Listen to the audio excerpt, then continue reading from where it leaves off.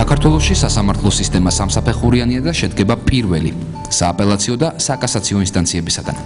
სამივე ინსტანციის სასამართლო განიხილავს სამოქალაქო, ადმინისტრაციულ და სისხლის სამართლის საქმეებს.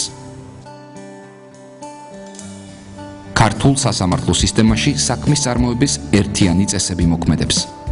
მოქალაქესა და სასამართლოს შორის ურთიერთობა სასამართლოს მისაღებიდან იწყება. სასამართლოს მისაღები გიწევთ კოორდინაციას, გაწვდით ინფორმაციას, იბარებს განცხადებას არჩელებს და პასუხობს მოქალაქეთა შეკითხვებს. უმრავლესი სასამართლოს მისაღებში მოქმედებს საქმის წარმოების ელექტრონული პროგრამა, რომელიც სარჩელს ანიჭებს სპეციალურ კოდს, რისი საშუალებითაც შეძლებთ სახლიდან გაუსვლელად მიიღოთ დეტალური ინფორმაცია საქმის განხილვის ნებისმიერი ეტაპის შესახებ და გაეცნოთ გადაწყვეტილებების ელექტრონულ ვერსიებს.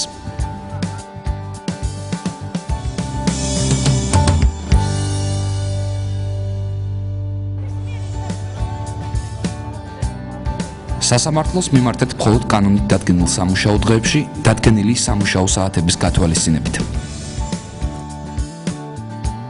სასამართლოში სარჩელის შეტანა შესაძლებელია სპეციალური ფორმის მეშვეობით, რომელიც გიადვილებთ მის ჩამოყალიბებასა და შევსებას, რაც ამცირებს ხარვეზის რისკს.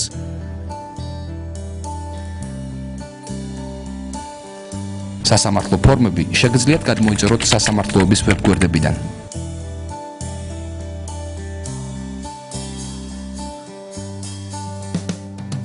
ასევე მიიღოთ სასამართლოს მისაღებში. იმისათვის, რომ თქვენს განცხადებას აჩივარს მოხდეს დროული რეაგირება, აუცილებელია მასში მიეთითოს ადრესატი, მაგალითად მოსამართლე ან სასამართლოს სხვა მოხელე, ასევე თქვენი კოორდინატები, საჭიროა ტელეფონის ნომრის მითითება.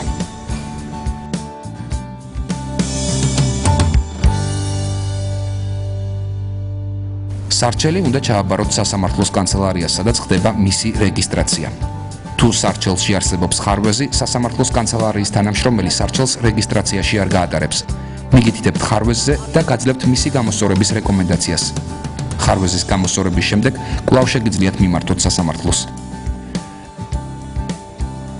თქვენი სარჩელის განცხადების ჩაბარების შემდეგ კანცელარიის თანამშრომელი გაძლევთ ეგრეთ წოდებულ სარეგისტრაციო ბარათს, სადაც მითითებულია ჩამბარებელი პირი, რეგისტრაციის ნომერი და სასამართლოს ტელეფონის ნომერი.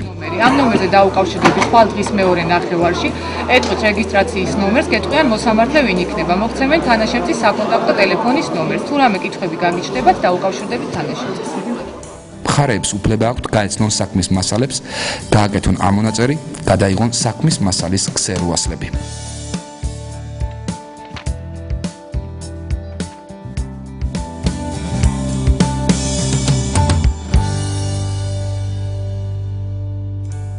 სასამართლოს მისაღებიდან საქმე გადაეცემა მოსამართლეს, რომელმაც უნდა განიხილოს თქვენი სარჩელი ან განცხადება.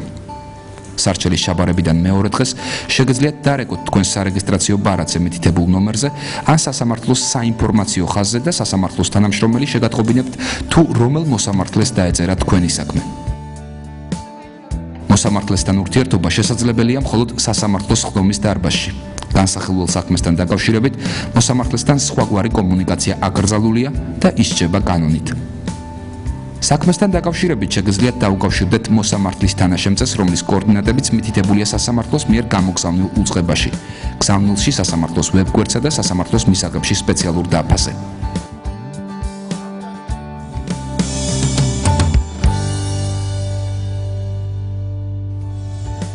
შეჯიბრებითობა სასამართლოში საქმის წარმოების მთავარი პრინციპია.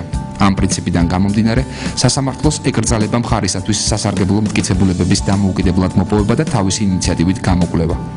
სასამართლო არ ერევა თქვენი პოზიციის ჩამოყალიბებაში, იგი მხოლოდ თქვენს მიერ წარმოდგენილ მტკიცებულებებსა და არგუმენტებს აფასებს. სასამართლო ვალდებულია მხარეებს შეუქმნას თანაბარი შესაძლებლობები თავიანთი უფლებებისა და კანონიერი ინტერესების დასაცავად. შესაბამისად, საქმის შედეგი დამოკიდებულია თქვენს კომპეტენტურობასა და მომზადებაზე, თქვენს მიერ მოპოვებული მტკიცებულებების მნიშვნელობასა და საქმესთან შემხებლობაზე. საქმის განხილვაში თქვენი მონაწილეობა მნიშვნელოვანია. სხდომაზე არასაპატიო მიზეზით გამოუცხადებლობის შემთხვევაში სასამართლო გადაწყვეტილებას გამოიტანს თქვენს გარეშე და შესაძლებელია თქვენს საზიანოდ. გახსოვდეთ ეს პრინციპი და მომზადებული მობრძანდით სასამართლო პროცესზე.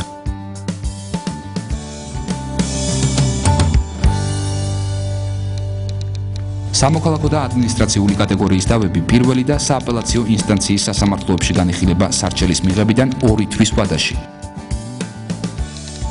განსაკუთრებით რთულ საქმეებზე ვადა შეიძლება გაგრძელდეს 5 თვემდე. არსებობს გამონაკლისიც, როცა საქმე 1 თვეში განიხილება. სისხლის სამართლის საქმის განხილვის კონკრეტული ვადა დადგენილი არ არის, თუმცა სასამართლო ვალდებულია განაჩენი გამოიტანოს ბრალდებულის 9 თვიან საპატიმრო ვადაში. ამ კატეგორიის საქმეებს სააპელაციო სასამართლო იხილავს საჩივრის დაშვებიდან 2 თვის ვადაში.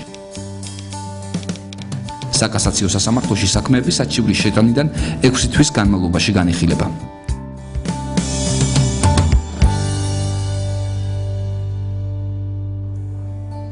იმისთვის, რომ სასამართლოში იყოს წესრიგი და უსაფრთხოება, მოგეთხოვებათ შემდეგი წესების დაცვა. სასამართლოში გამოცხადებისას აუცილებელია იქონიოთ პირადობის დამადასტურებელი დოკუმენტი. გაიარეთ მეტალოდეტექტორზე შემოწმება.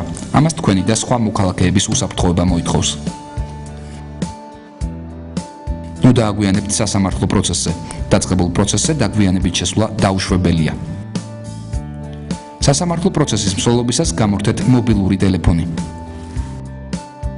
გეკრძალებათ სასამართლოს ტერიტორიაზე ვიდეო და ფოტო გადაღება. პროცესის აუდიო ჩაწერა შესაძლებელია მხოლოდ მოსამართლის ნებართვით. პროცესზე დაიცავით სიჩუმე და დაემორჩილეთ მოსამართლის განკარგულებებს. შეასრულეთ მანდატურის მითითებები. ნებისმიერი პრობლემის არსებობისას დახმარებისათვის მიმართეთ მანდატურს. სასამართლოს ხდომაზე წესრიგის დარღვევის, სხდომის თავმჯდომარის მითითებისადმი დაუმორჩილებლობის ან სასამართლოს მიმართ უპატივცემულობის შემთხვევაში მოსამართლეს უფლება აქვს დაგაჯარიმოთ, სხდომის დარბაზიდან გაგაძევოთ ან თქვენს მიმართ გამოიყენოს ადმინისტრაციული პატიმრობა. სასამართლოსთვის მიმართვა საქართველოს მოქალაქის კონსტიტუციით გარანტირებული უფლებაა. სასამართლო უზრუნველყოფს კანონის წინაშე თქვენს თანასწორობას.